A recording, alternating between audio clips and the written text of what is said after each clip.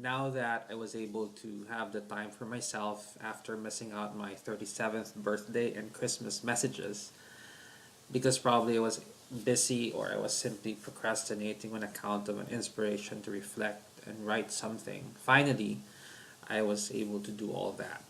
And so, as I bid goodbye with all my gratitude for 2017 and welcome with excitement 2018, as I look back, here are my realizations as well as my aspirations.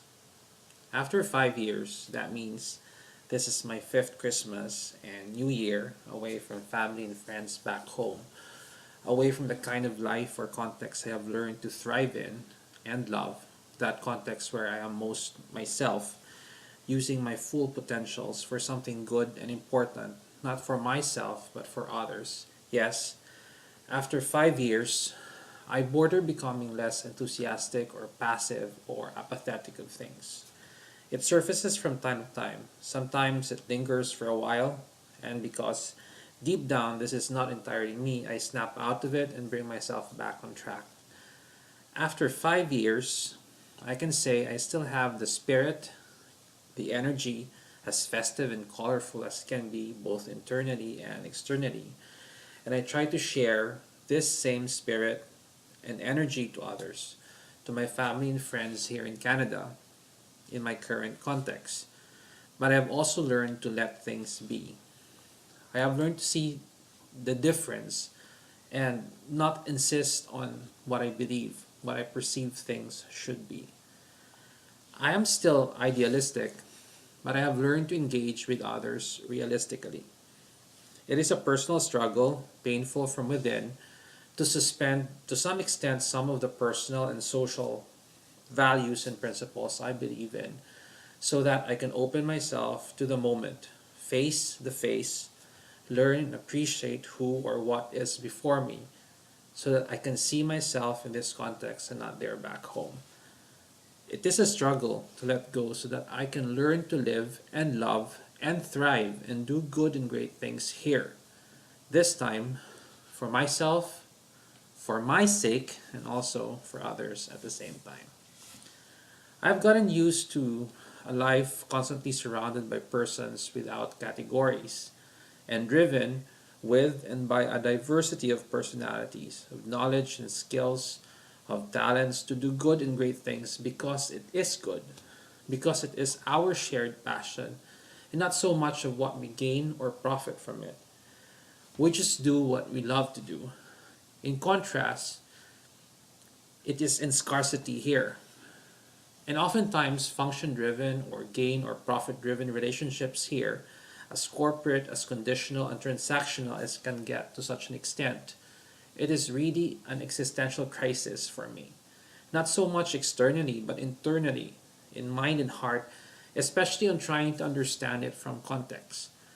I often find myself, my way of thinking, of doing things, of relating, believe me, in any aspect, not relevant, off tune, or border radical or unpopular. And it leaves me cautious and frustrated.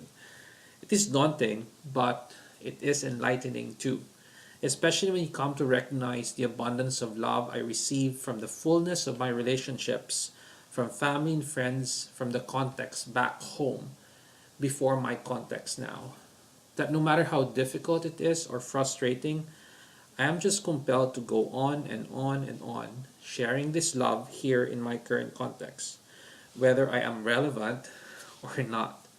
And by letting be, appreciating the moments and presences as they come before me, face after face after face, person after person after person, it is an opportunity God has given me to do just that, to share the love, hoping that I can share an experience that they can also pass on to others, paying it forward. It is with these moments when I face myself as authentic and infinite as I hope I can be for others, and see myself real, both the strong and the weak, the good and the bad.